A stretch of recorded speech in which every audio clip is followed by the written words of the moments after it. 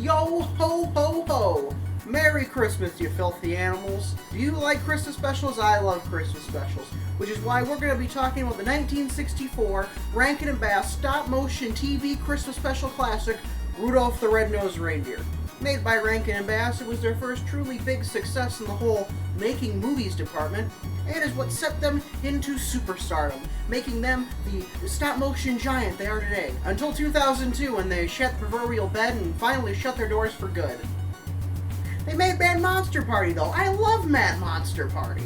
The movie opens with narration by Sam the Snowman, voiced by Burl Ives. This was 5 years before they made the Frosty the Snowman special, okay? Cut him some slack. He tells us about the North Pole and Santa and Mrs. Claus, who Santa refers to as Mama, despite her being his wife. Yeah, this never made sense to me. Maybe the idea was this was his mother, but then through retcons and later Rankin and Bass movies, it was changed to his wife, or maybe I'm thinking too hard into a stop-motion Christmas special from 1964, or shit, maybe Santa's got a mommy kink, I don't know. Sam then tells us to pull up an ice block as he just puts it up against his side and tells us to sit down and hear his tale. What? Have you ever done this little number with a chair before? I always sit like this. I can hardly see a difference. Oh! Why? Sam the Snowman, you lying son of a bitch! Oh! I think I snapped my fucking clavicle in half! Sam then starts singing the beginning of Rudolph the Red-Nosed Reindeer, which this special is based on. Duh. And then we get the classic opening credits that would go down in history as one of the most famous openings to any Christmas anything ever, and would later even be spoofed by Elf. Fun fact, the Kyoto brothers did the stop motion for Elf. Yes, the guys who made this... Bye, buddy. Hope you find your dad. Thanks, Mr. Narwhal. also made this.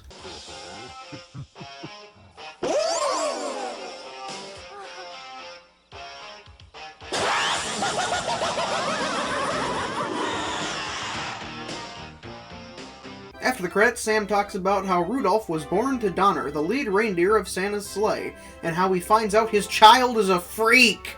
Tactical nuke incoming! Oh, fuck! Rudolph got a massive kill streak and he's taking us all down with him! Santa then walks in and sees Rudolph do his freaky-ass nose shit, and tells Donner if he doesn't stop, his kid won't be part of his sleigh. He then goes into a song about it. Like, it's a good song, but it kind of just happens for a minute and stops. Donner then decides to get rid of the nose by covering it up with some good old-fashioned black dirt. Sam then explains through narration that they hid his nose for many years because, you know, he's a freak, and that Donner taught Rudolph things like finding food and fighting enemies. Wait, what kind of enemies do reindeer have? He's mean, he's nasty, and he hates everything to do with Christmas. Oh, shit, never mind. Those kinds of enemies. Next, we meet Santa's elves, and Hermie the elf, who's doing a shit job at making toys, and his boss makes fun of and berates him for wanting to follow his dreams as a future dentist. Because apparently, elves don't need dental care. Yeah, all normal elves want to make toys, and the not normal ones want to be dentists. What? It's such an oddly specific profession. It's like if I wanted to be a chiropractor all of a sudden. After like a 2-second scene of elf shit, we cut to more nose shenanigans, where Donner gives his son a nose hat. Rudolph sings a sad song for like 2 more seconds, and goes to the reindeer games and meets another child reindeer named Fireball, which sounds like the reindeer name equivalent to Kyle. I bet all he does is talk about his favorite podcast with Andrew Tate and Joe Rogan, and then punch holes through drywall. Nothing against Joe Rogan, I just don't give a shit. Then the elves sing a song for Santa. Santa hates it, but Mrs. Claus is into it. It's a fun song with some cute comedy bits with all the elves and their instruments, but it's just padding for padding's sake. At the end, Santa leaves and Mrs. Claus refers to him as Papa. What, are all the elves like their children or something? Why do they keep calling themselves Mom and Papa? Now I have more questions. Apparently, though, Hermie wasn't with the other elves singing, and it cuts to him playing dentist with some toys as his boss bursts in. Lord helmet, Black! You need it on the bridge, sir. Knock on my door! Knock next time! Yes, sir. Did you see anything? No, sir. I didn't see you playing with your dolls again. Good! After getting yelled at, Hermie jumps out the fucking window and runs away. But you couldn't just, like, use a door or something? Seems a bit over the top. It then cuts to Rudolph at the reindeer games, where Comet says that he's going to train them to become a reindeer for Santa's sleigh. I like that they actually had the coach be a reindeer of the actual sleigh, instead of just some random deer. It's nice, and it makes the world feel like it's actually lived in, and we get to see what Santa's reindeer do when they're not delivering presents. I like it when movies do that, when it's something based off a preconceived thing that we all know about. Rudolph then flirts with a reindeer girl named Clarice. She then calls him cute, and he gets so excited he flies. Literally. Everyone's really impressed and thinks he's hot shit. But then his nose hat falls off and they treat him like he's the fucking plague. What the hell is it with all these people and their hatred for the color of his nose? Holy crap. Jeez, I wonder what it's like for other second-class citizens of the North Pole. Holy shit, I bet there's some really messed up stuff we don't even know about. Do they separate the elves from the humans? Is that why they make toys? Are they slaves? Do they have Jim Snow laws? Even Santa gets in on the shit talking, telling Donner he should be ashamed of himself for having Rudolph be there in the first place. What the hell, man? Dude, what the hell? Even Santa's a massive dick. He's known for his jolly red nose. That's a double standard. But hey, Clarice still likes him at least. She even likes his nose. She's into some weird shit. Clarice then sings an extremely forgettable song that I will never remember as long as I live. The animation for the song is pretty neat, however, so it gets brownie points for that. Rudolph then walks her home until her dad finds out and tells her that she's no longer allowed to be hanging around red-nosed reindeer. Holy crap, this is the most racist Christmas movie of all time. I can't wait for the sequel. Rudolph 2, Guess Who's Coming to Dinner? Rudolph then runs away and meets Hermie, and they decide to run away together as long as Hermie accepts Rudolph for his nose and Rudolph accepts him for being a dentist. Now, Hermie, those are not even remotely similar, okay? Rudolph is ostracized because he can't change the color of his nose. You're ostracized because of something on the inside, okay? You're a fucking dentist. Just don't tell people, okay? It'd be different if it was something super taboo, like you were gay or something. Oh my gosh, Hermie's an allegory for gay people. It makes so much sense. All the normal elves want to make toys, but Hermie just wants to be a dentist. It's a little different from most people wanting to get it on with people of the opposite sex and gay people wanting to do it with people of the same sex. But you get the correlation I'm trying to make here. Holy crap. Even Hermie walks and talks slightly effeminate. They just had the voice actor do a stereotypical gay person voice. Holy shit, how did I not see this before? They then sing a song about being misfits and adventure through the snow, only to end up having to hide from the abominable snow monster, and they meet Yukon Cornelius, a prospector with his sled dogs of every breed except sled. Apparently he's obsessed with finding silver and gold, and I'm not going to make a joke about what race he's an allegory for. He may have a great curly beard and mustache and be obsessed with money, but I am not going to make an obvious joke about what race he is meant to be an allegory for. I am not that low brow. Anyway, our narrator Sam then sings a song about silver and gold. Why? Because they needed to pad the runtime and also wanted to make some more songs for Sam's voice actor Burl Ives, since he was a hella famous singer at the time. It's also why there's a shit ton of random-ass musical numbers just sprinkled throughout randomly. Basically, the composer needed to write some songs for Burl, and then took the opportunity to write a whole bunch more for other characters while he was at it. Silver and Gold is actually a pretty good song, though, so I don't mind. Yukon, Rudolph, and Hermie then get chased by the snow monster and end up escaping on a piece of ice drifting across the sea. Meanwhile, Donner has a change of heart and realizes he was a dick to his kid, and goes to find him. However, when his wife asks to come along, he says this is man's work and leaves her crying. And so, Rudolph's mom and Clarice decide to go on their own to find Rudolph. Meanwhile, the three misfits find the island of misfit toys. Okay, what do we got so far on the list? We got homophobia, racism, sexism. Okay, now all we need is ableism to hit the discrimination jackpot, okay? For those who don't know, by the way, ableism is the act of discriminating against those with physical or mental disabilities. They meet the misfit toys, who are all different and deformed in some way, and ones that no child would want to play with because of their physical differences. Oh my gosh, we just hit the jackpot.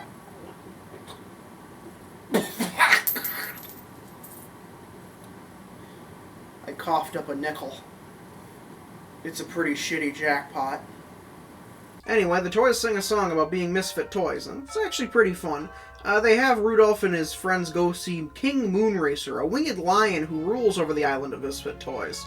He tells them that they can't stay on the island, but maybe they can tell Santa about the toys and have them be given to children on Christmas. Yeah, with Santa's current track record, I think he'd probably just have them sent to the gas chambers. Anyway, they're allowed to stay the night on the island, but have to leave in the morning. Rudolph decides to go out on his own, however, because he's afraid his nose might attract the snow monster. By the time Rudolph comes home, he's damn near an adult. It's only been a few months, but sure. Maybe he found some steroids or something, pulling Arnold Schwarzenegger, I don't know. Also, his family and girlfriend are still gone when he gets there. There's a massive snowstorm that hits all of a sudden out of nowhere, so Rudolph decides he has to go and save his family out in the cold. He knows exactly where they are, the cave of the abominable snow monster, and it is never once explained how he knew that. He just does. What color am I underwear? Pink! How'd you know that? I just do! He finds the snow monster's cave and his parents and girlfriend, and then tries to fight the snow monster himself like a dumbass. And the monster hits him in the head with a stalactite.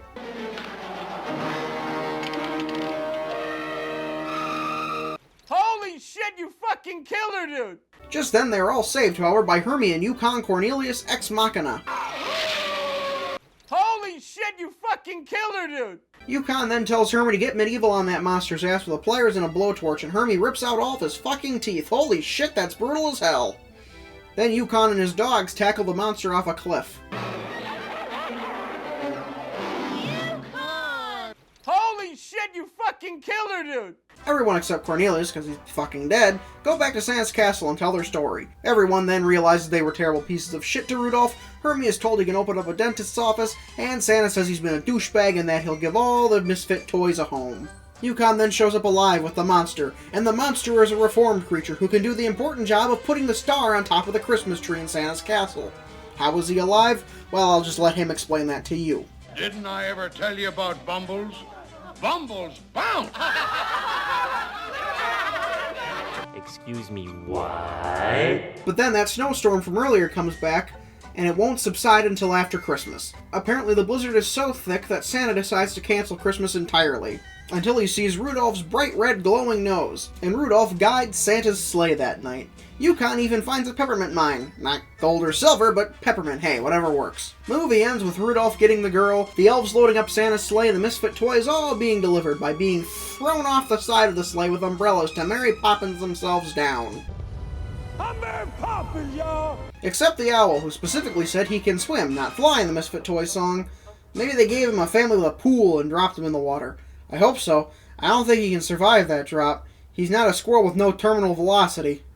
Actually, that's a myth. A squirrel's terminal velocity is about 23 miles an hour, which is much lower than a human's at 120 miles an hour. It's just that squirrels can actually survive much higher falls than humans because they can put their bodies out like a parachute, which slows them down until they hit the ground. However, if they hit something on their way down or they hit the ground too fast, they will go splat like a big ol' rodent tomato. That owl is most likely made out of wood or is a stuffed animal, so he is either going to fall like a brick or turn into a pile of wool stuffing when he hits the ground. Either way, that owl is dead.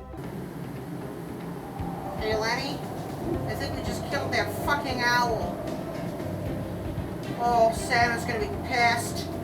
Yeah, I know I made fun of this movie and tore it apart, but that doesn't mean I didn't have fun. Sure, it has its problems. Characters are often mean-spirited. The plot is often just padding for time. Originally, the Misfit Toys weren't even at the end credits with them being dropped off from the sleigh. Yeah, that was added later when kids kept sending letters to Rankin and Bass about what happened to the toys. Originally, that plot thread was just an empty promise from Santa. The plot can be a bit nonsensical, and characters can make random leaps in logic sometimes, but it's still very fun. The story at least tries to have a good message. It can sometimes get a good chuckle, and even with the lackluster songs, there are a few earworms throughout. The animation is very impressive, especially for 1964, and it is overall simple, but a neat little Christmas time tradition. I've seen better stop-motion Christmas movies, but I've also seen much, much worse. It's charming, and it's worth a watch every once in a while when the holidays come about. Also, did you know that the characters in the movie are public domain? Yeah, apparently they fucked up the copyright in the opening credits. You can just sell this shit willy-nilly. It's great. I feel a money-making scheme coming on. Okay, turns out, the movie is not public domain. It's just the characters. I am going to jail for such a long time! Okay. 1, 2, 3, 4.